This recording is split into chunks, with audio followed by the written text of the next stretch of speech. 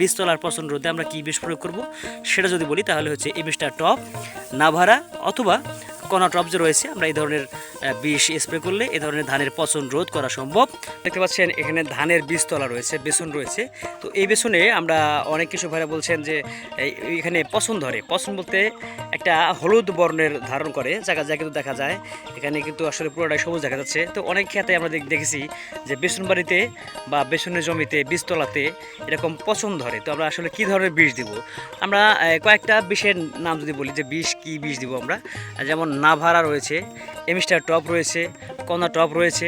এই ধরনের বিভিন্ন ওষুধগুলো আমরা যদি দেই তাহলে কিন্তু স্প্রে করার মাধ্যমে দিলে এই পোকাগুলো দূর হবে এবং এই ধরনের পচন হবে না। আমি একটু দেখাই, এই দেখতে পাচ্ছি হলুদ রঙ, এই যে হলুদ, এই যে এই পাতাগুলো দেখেন, এই পাতাগুলো কিন্তু পচন পচন ভাব ধরছে। তো এখানে আমরা যদি লোকাল বাজারে যদি যাই তাহলে আমরা কিন্তু এই এমিস্টার টপ দিলেও কিন্তু হবে, নাভারা দিলেও হবে, কণা টপ দিলেও হবে।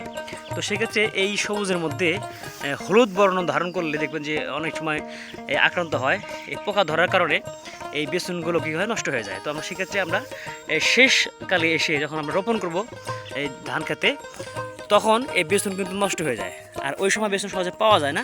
তো আমরা কিন্তু এই ধরনের বেসন বাড়িতে কী করব, আমরা এই এমিস্টার টপ, নাভারা অথবা এই কণা টপ যে রয়েছে, আমরা এই ধরনের স্প্রে করলে তার কিন্তু এই পচন রোধ সম্ভব। তো খামারি ভাইরা বা কৃষক ভাইরা রয়েছেন যে তারা অবশ্যই খেয়াল রাখবেন এই পচন রোধে আমরা কি বিষ প্রয়োগ করব। পচন রোধে বীজতলার পচন রোধে আমরা কি বিষ প্রয়োগ করব সেটা যদি বলি তাহলে হচ্ছে এমিস্টার টপ, নাভারা অথবা কণা টপ যে রয়েছে, আমরা এই ধরনের বিষ স্প্রে করলে এই ধরনের ধানের পচন রোধ করা সম্ভব, বীজতলার পচন রোধ করা সম্ভব। তাহলে এরকম সবুজ যে বীজতলা রয়েছে সবুজ থাকবে এবং সময় মতো আপনারা এটাকে নিয়ে জমিতে রোপণ করবেন, তাহলে আমরা এই সবুজ শ্যামলা ধানগুলো সুন্দর হয়ে উঠবে। তো আপনারা যারা দেখছেন তারা কিন্তু অবশ্যই আমাদের কমেন্ট করতে পারবেন আসলে কোন ধরনের ভিডিও দিলে আপনাদের ভালো লাগে, সেটা কিন্তু আপনারা দিতে পারবেন বা বলতে পারবেন।